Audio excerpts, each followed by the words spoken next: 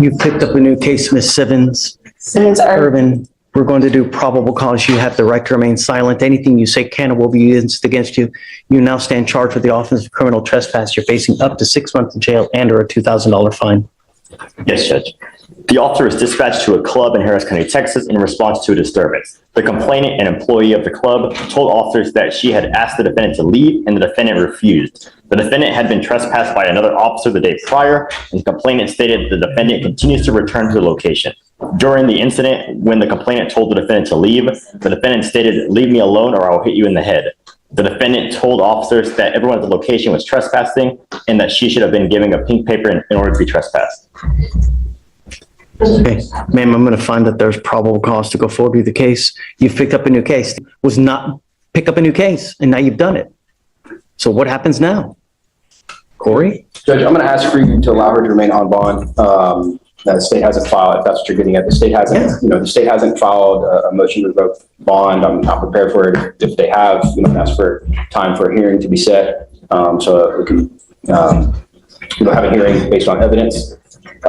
She hasn't violated the bond conditions, from the previous case as far as they relate to going to the housing authority. She has, though. One of the conditions is behave yourself, give no facts or rise to probable cause so that you violate any new laws. She's now picked up a new case. Right. What is related to your very specific orders about her not to go back to the address where her apartment was or the Houston Housing Authority address. She's complied with those terms. But if I let her go now, that's enabling this behavior and telling her it's okay. Well, Judge, I think it would be punitive if you put her in jail as opposed. Well, that's not the purpose of bond, right? It's community safety and the community. She's threatening people allegedly there to beat them in the head.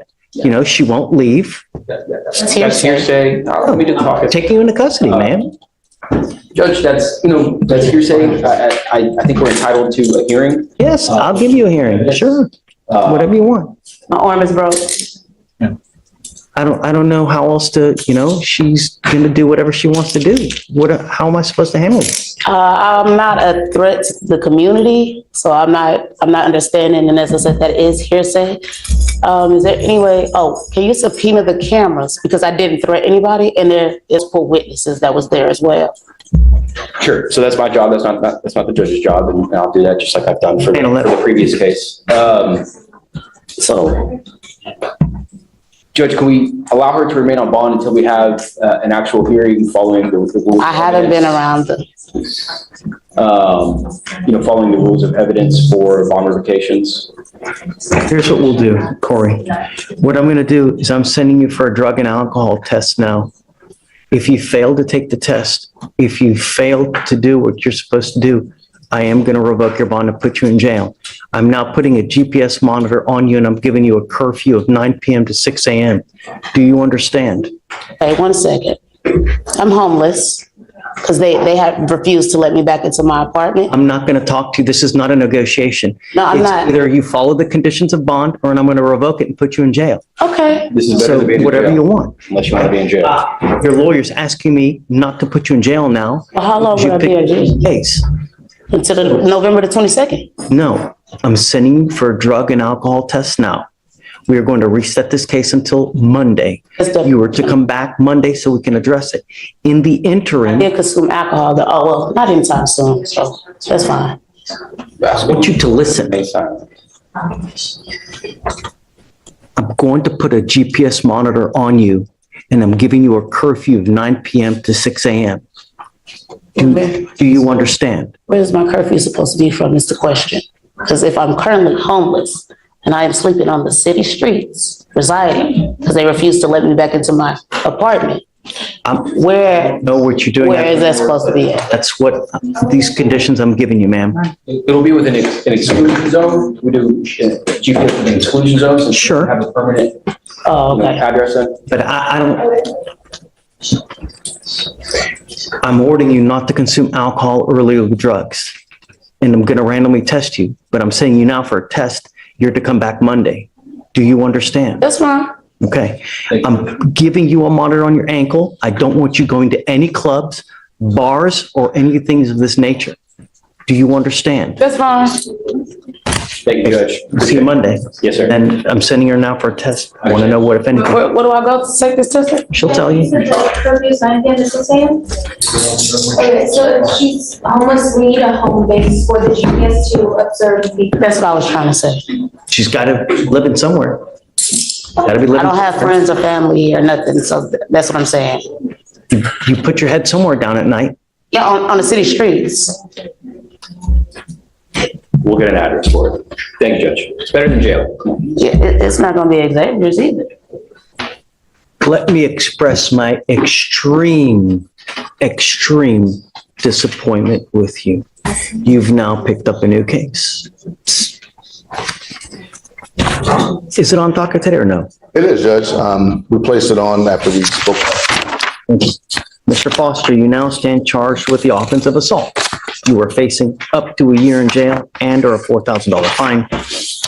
You're going to do probable cause. You have the right to remain silent. Anything you say can or will be used against you.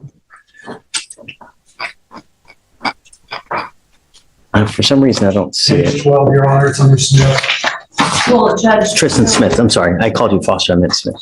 The new ADI was a 2B, so this is a walkthrough on the new case, the new charge. The previous one, which is the AFM, because he has 2 open misdemeanors right now. Right, so he initially had the open assault of a family member. Yes. Yeah. As That's of on docket. December 19th, he's now picked up a new assault. Yes.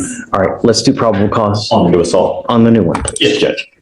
On October 29th, 2024, an officer was assigned to investigate an assault that occurred on the 18th of October at a residence in Harris County, Texas. The officer reviewed video footage of the assault that showed the first complainant and the defendant engage each other in a physical fight until another female assisted the defendant by punching the complainant and grabbing the complainant by her hair. The female swung the first complainant to the ground by her hair, causing pieces of her hair to be ripped off while the defendant punched the first complainant multiple times in the face. As the first complainant was on the ground, the defendant stomped once on the back of the first complainant's head, and the officer observed the first complainant with injuries based on photos. The first complainant told officers that on the day of the offense, the defendant told her that he was going to assault her once she exited her vehicle, and a friend of hers that was inside the vehicle recorded the fight. The defendant and the first complainant used to be friends, and the defendant used to live with the first complainant at her residence until the defendant was kicked out. Judge, if I can, just utilizing the state's information that they provided, and I didn't hear the prosecutor read this part, but at some point, the officer interviewed the complaining witness in the new assault. Based on what she told him is that she had heard that Mr. Smith was going to attack her. And if you just read in the DIMS, she exited her vehicle to engage in a physical fight with Mr. Smith to defend herself from him. When I talked to Tristan about this last week, he told me all about it. He said, I remember this because it is a 2B. He hadn't heard nothing, any follow-up on it. This young lady got out of her car and attacked him as he was walking down the street. It says it right here. MB exited her vehicle to engage in a physical fight with Mr. Smith to defend herself from him. She's in a car where she could have easily seen him and kept driving. No, she got out of her car and attacked him exactly like he said. And while he was defending himself against her, another individual, another female came to assist him in this fight because he was attacked and blindsided. This is exactly what the complaining witness in this case told the police happened, except she said that, well, I heard that he was going to attack me, so I jumped out my car and attacked him first. That's not an assault. I don't know. All I know is that the facts are pretty egregious. And I mean, he could have taken off, didn't have to sit there and didn't have to engage. He could have, you're on bond for a criminal case. So stop. I'm not asking you to say anything. You, in the correct mindset, I have an open assault. It's probably a pretty good idea for me to go away and not do anything here. And if he had that time to reflect in that instance, then perhaps he should have done that. But he's walking down the street and this girl jumps out the car to engage him in a physical fight, like she told police that she did, to defend herself from him. He doesn't have time to sit and reflect, oh, I got a case and all. He could have run away. He could have gone. He could do something else. I don't know. Being attacked, Judge, you got to do something. Look, I get that there's always two sides to the story. But I mean, I'm going to find there's probable cause now. I understand. If you develop something later, if you see something on video, if you show something that she's the initial aggressor, come back and we can talk. She said it. She told the officer. I don't know that for sure. I mean, it just, Let's say in self-defense. Yeah, we have in self-defense, and then we have furthermore that once the female was assisting the defendant, that the defendant continued to assault the complainant, even stopping the complainant on the head. Well, you Even gotta after stop she her. If was she's down. attacking him, Well, Judge, she was down on the ground. The complainant Yes, Judge. was down on the ground and the defendant stomped on her face. I'm finding that there's probable cause. You picked up a new case. and we'll deal with that, Judge. But the biggest issue, of course, is the fact that he did pick up a new case, albeit he didn't ask for it. I mean, he's walking down the street. And his situation being one that's extraordinary, one that I haven't seen much this year, dealing with indigent defendants, being of his age, which is a high school student, as we've talked about before, pending graduation with an acceptance to a great school. This is a very tenuous time for him. You've already ordered him to be drug tested before and all of that. So we're working through those things. The last thing that, and I know we have to consider the complainant witness in the community and all of that. I understand that. But I'm advocating for Mr. Smith. I get it. Mr. Smith has a final on Monday that he must take. If he does not take this final, and he's again in high school, then he may not graduate. If he doesn't graduate, then we can kiss Baylor goodbye. It's not likely to happen for him in light of all of the challenges that he's dealing with. He doesn't have his mother to help him. His grandmother, we know she's a complaining witness. He can't even go around the house. He doesn't have any help right now. He's living with a friend and walked here from Atascocita this morning, which took him 9 hours.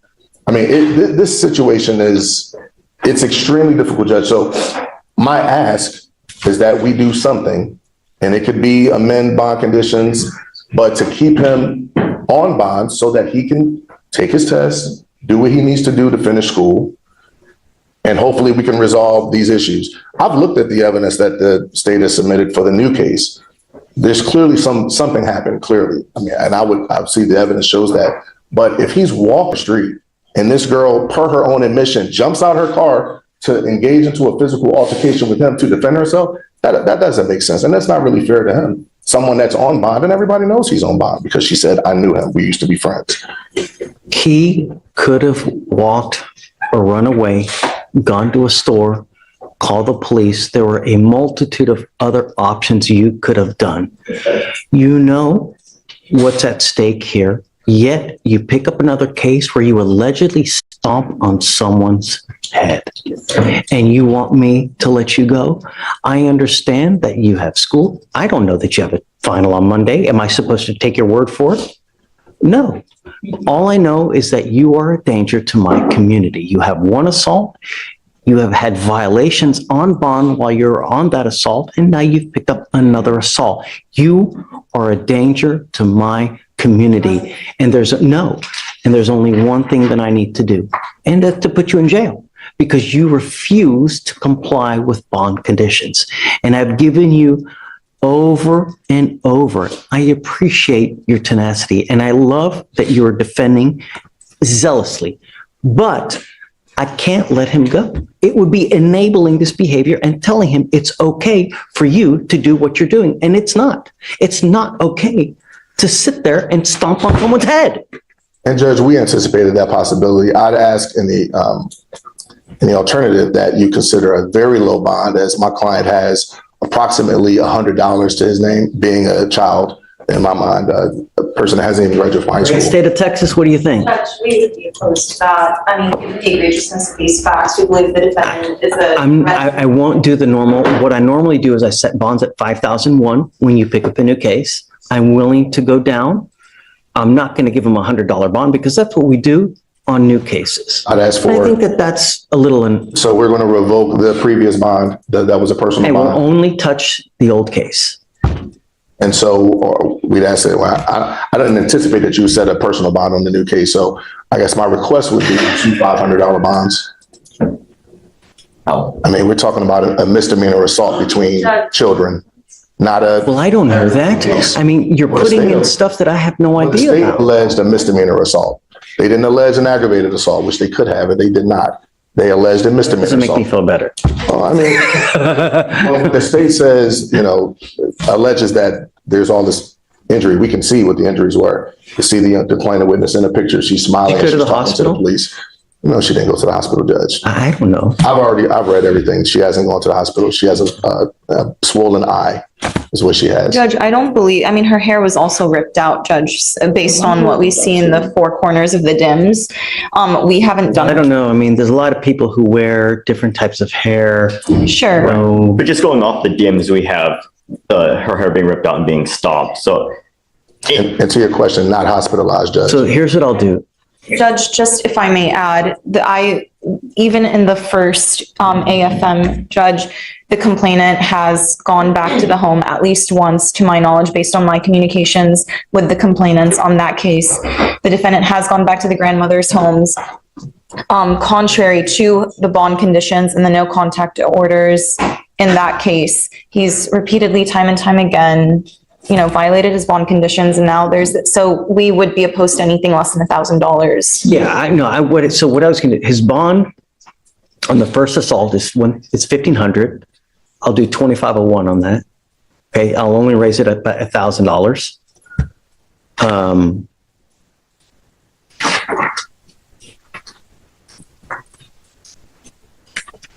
On the new case, what do you think? 1,000. Should we give him a PR bond?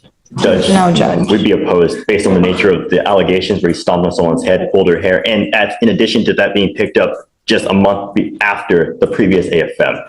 And charged with a misdemeanor. I mean, if the state felt so vigorously about this case, then they would have filed it in district court. I mean, this is a misdemeanor assault between. I think there's no way this would have been gone upstairs, I agree. And which is why I think a personal bond could be adequate in light of the fact that he would be given a surety bond on his previous case. He doesn't have much of anything. If anything, that keeps him in jail until we get to trial, because that would be a case that we would set. All right, Mr. Brooker, I'll set the new one. I'll set it at $500. Thank you, Judge.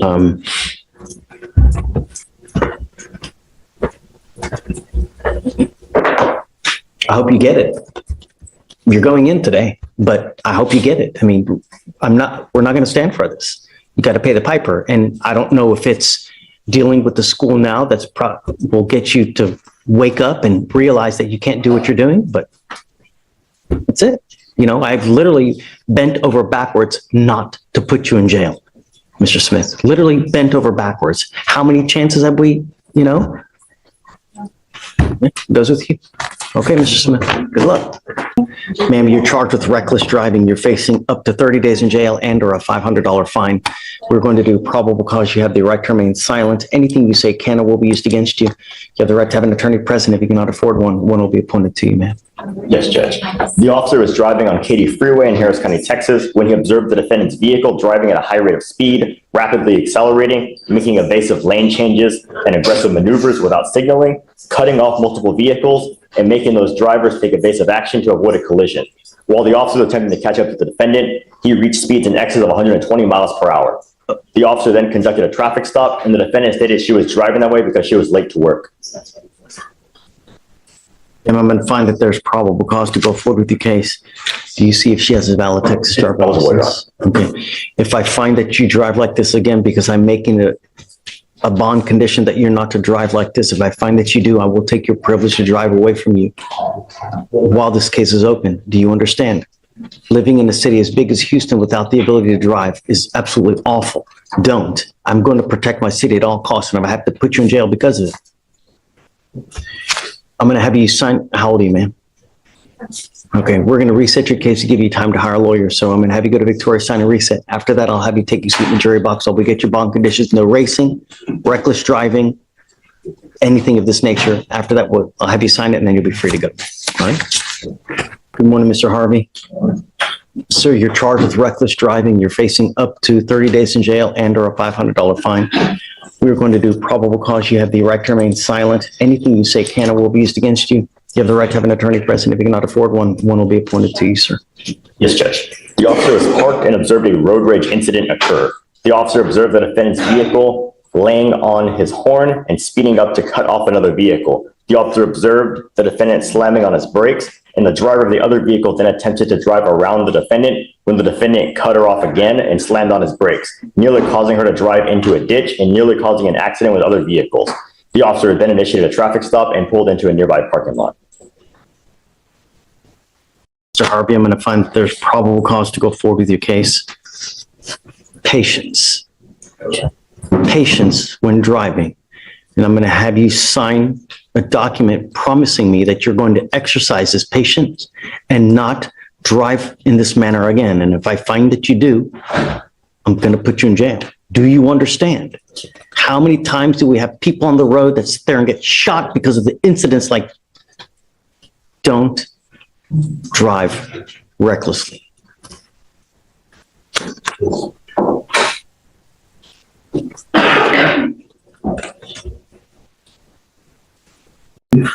Those conditions like we did in the other case. Yes, Judge. Yes, Judge. Harvey, we were going to reset your case to give you time to hire a lawyer. So I'm going to have you go to Victoria, sign a reset. We'll then have you take a seat in the jury box. We'll get your bond conditions. We'll have you sign it, and then you'll be free to go. Wait, does he have a Texas? Can you run his license, please? Expired. I see eligible on our end. I can run it again. Please. If you do not have a Texas driver license, then do not drive. I will have you sign an affidavit today with me promising me you're not going to drive unless you have a valid Texas driver license and liability insurance. It is your responsibility to reach out to DPS to figure it out. Do you understand? Yes, Judge. I see eligible on our end. Okay, I'm going to have him sign it, and then if you do, if you have a license and liability insurance, you can drive. If you don't, then don't. If I catch you doing it, it's not going to go well for you. You understand? Okay.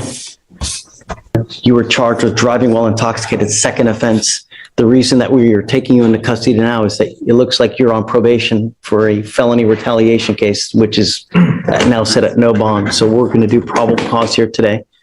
If there is enough. I'm sorry, I can't hear. You're on felony probation. Looks like a warrant has been issued in that case. Bond is set at 0. So we'll do probable cause here. If I find probable cause, well, either way, we're going to, provide your lawyer today. But for now, we'll do probable cause on your DWI second. You're facing up to a year in jail and or a $4,000 fine. Yes, Judge. The officer initiated a traffic stop in Harris County, Texas, after observing the defendant failed to yield to a right-of-way in an intersection and for driving with an expired registration. Upon contact, the officer observed a moderate odor of an alcoholic beverage and slurred speech. The defendant admitted drinking 2 beers and standard field sobriety tests were conducted. HGN 6 out of 6, walk and turn 5 out of 8, and the defendant refused to do the one-leg stand. The DIC was read and breath was consented to. The results were 0.139 and 0.146. All right. Have you seen whether she has a valid Texas driver? It's not eligible, Your Honor. All right. Ms. Gutierrez, I'm going to find that there's probable cause to go forward with your case. I'm ordering you now as a condition of your bond not to drive. It is a condition of your bond, and you will be signing an affidavit with me today promising you're not going to drive. I don't care what's going on in your life. If you drive, I can have a contempt hearing. You can be facing an additional 6 months in jail and a $500 fine every time you drive. Do you understand? Yes, I do. Now, I don't know if you're going to get out of custody, but if you do, you'll be required to obtain a handheld interlock device that you're going to take with you to prove to me that you're not consuming alcohol. We will also be sending word to DPS so that every officer in this state knows if you're in a vehicle driving, you'll be required to have an interlock in that car. So if they catch you driving hard that doesn't have an interlock on it, you're going to be going right back to jail. You understand? Okay. No alcohol, no drugs, and I'm going to randomly test you as well. We will provide you a lawyer today so that you can talk with this person to figure out how we go forward with the case.